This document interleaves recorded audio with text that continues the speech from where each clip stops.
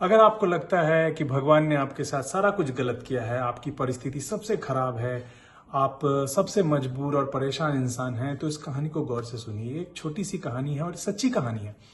इस कहानी से आपको पता चलेगा कि जिंदगी में जो भी चीज आपको मिला है वो कितना इंपॉर्टेंट है और आप उसको कैसे नर्चर करके और कैसे आगे बढ़ सकते हैं उसमें। तो एक कहानी एक ब्राह्मण परिवार की है, आंध्र प्रदेश से, जो एक ब्राह्मण फैमिली थी, एक वाइफ हस्बैंड और उनके 2 बच्चे थे, दोनों बेटे थे।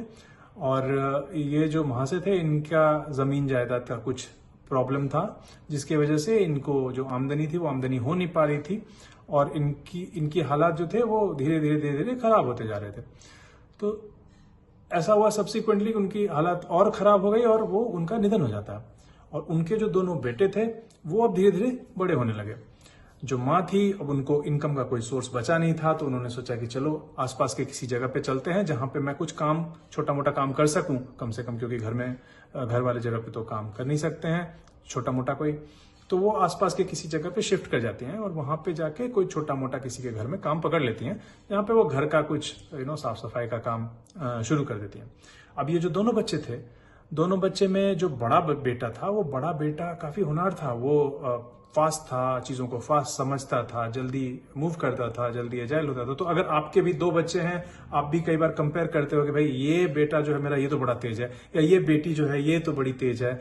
वो जो छोटा वाला है या बड़ा वाला कोई भी, वो उतना फास्ट नहीं है, वो उतना नहीं समझता है, ये दूसरा वाला बड़ा अच्छे से समझता है। तो उस धारणा को भी थोड़ा सा गौर करेंगे उस पर भी।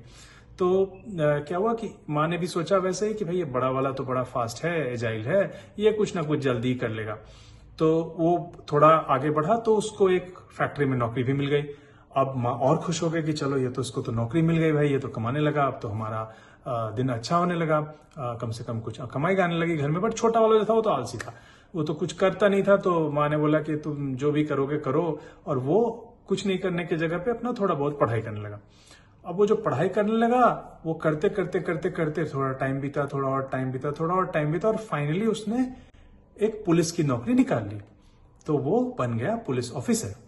अब जब वो पुलिस ऑफिसर बन गया तो सिचुएशन कंप्लीटली चेंज हो गए घर के। तो अब वो पैसा अच्छा आने लगा, उसका शोहरत था एंड ऑल ऑफ दैट।